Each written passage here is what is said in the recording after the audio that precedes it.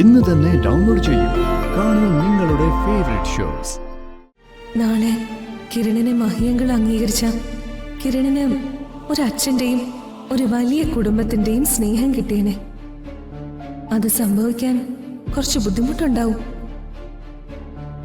എന്നാലും അങ്ങനെ സംഭവിക്കണമെന്നാ എന്റെ ആഗ്രഹം. അമ്മ അപ്പച്ചി എന്നോട് പറഞ്ഞിരുന്നു. ഇതാണോ കാര്യം? ഇത് പറയാനാണ് ആഷി ഇത്ര മടി കാണിച്ചത്? അല്ല, ഇക്കാര്യം പറഞ്ഞ അത് ചേച്ചിക്ക് ബുദ്ധിമുട്ടാവൂന്നൊരു ടെൻഷൻ.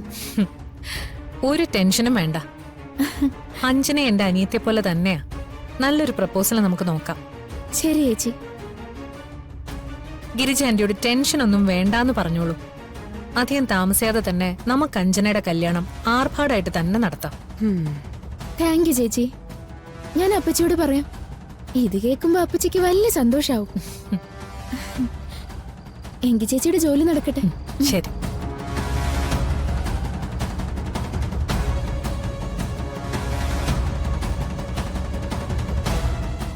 ഓ, അപ്പൊ അതാണ് അഷിതയുടെ പ്ലാൻ. കുടുംബത്തിലെ ഓരോരുത്തരെയായിട്ട് കാശുള്ള വീട്ടില് കല്യാണം കഴിച്ചങ്ങ് സെറ്റിൽഡ് ആക്കുക. അപ്പൊ അതാണ് ഉദ്ദേശം. അതെ, ചിലർ ഒരു വീട്ടിൽ നിന്ന് വിദേശത്തൊക്കെ പോയിട്ട് കുടുംബത്തിൽ നിന്ന് ഓരോരുത്തരെയെ കൊണ്ടുപോയി രക്ഷപ്പെടുത്തില്ലേ? സെയിം സ്ട്രാറ്റജിയാ.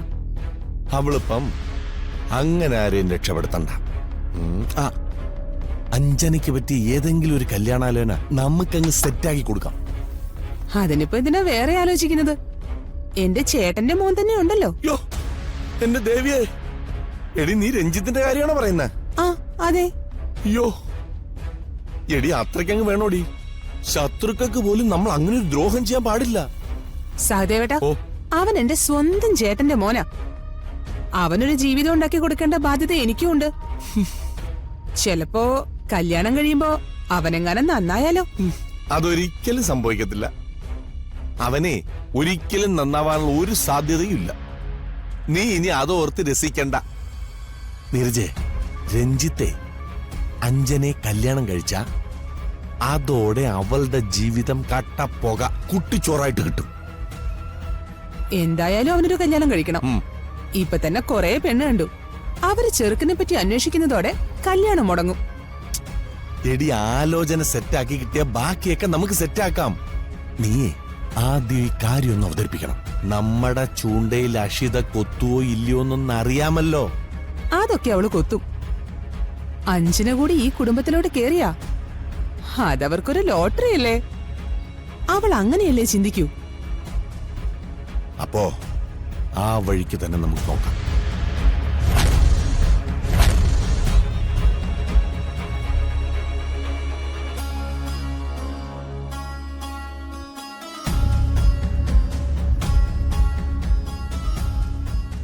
നാളെ അച്ഛനെ കണ്ട് സംസാരിക്കാൻ പോവാമേ.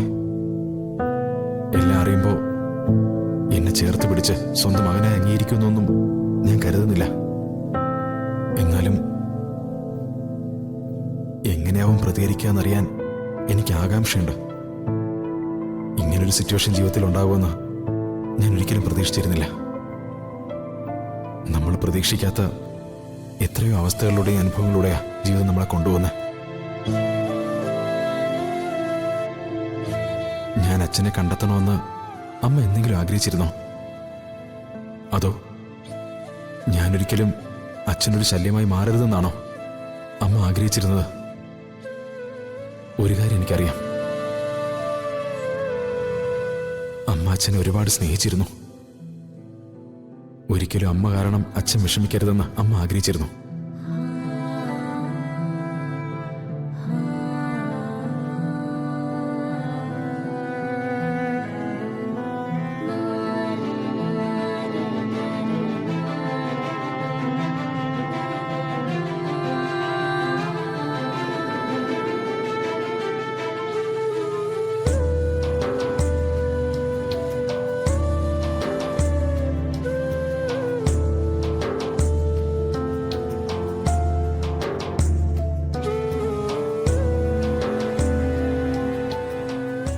അച്ഛനെ വിഷമിപ്പിക്കണമെന്ന് എനിക്കും ആഗ്രഹമില്ല.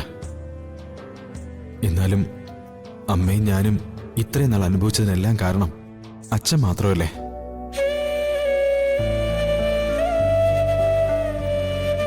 എന്തായാലും നാളെ അറിയാം. ഇത്രയും നാൾ രഹസ്യമാക്കി വെച്ച സത്യം തന്നെ തേടി വരുമ്പോ അച്ഛൻ എങ്ങനെയാ പ്രതികരിക്കുന്നതെന്ന്.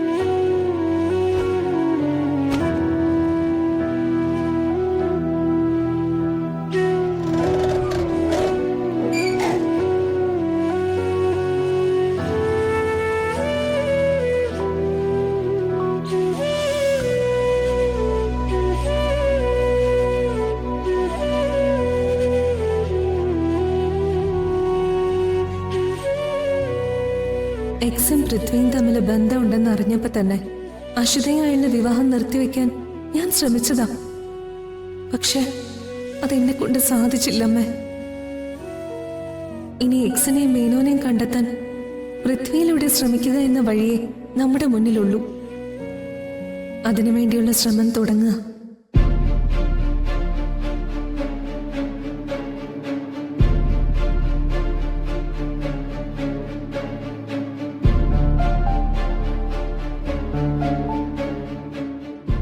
കിരൺ മഹിയങ്കളുടെ മകനാണെന്ന സത്യം ഉപയോഗിച്ച് വേണം ആ വീട്ടിൽ കയറാൻ.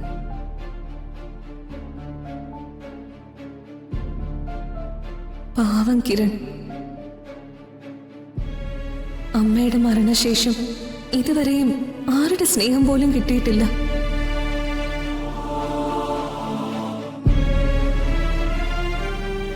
നാളെ കിരണിനെ മഹിയങ്കൾ അംഗീകരിച്ച കിരണിന് ഒരച്ഛൻ്റെയും ഒരു വലിയ കുടുംബത്തിന്റെയും സ്നേഹം കിട്ടിയേനെ.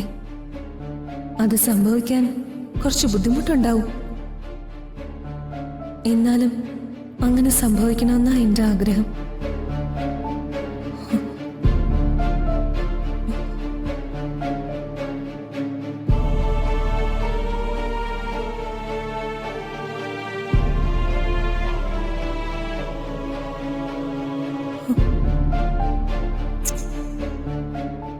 അമ്മയുടെ അനുഗ്രഹം ഞങ്ങൾക്കുണ്ടാവണം.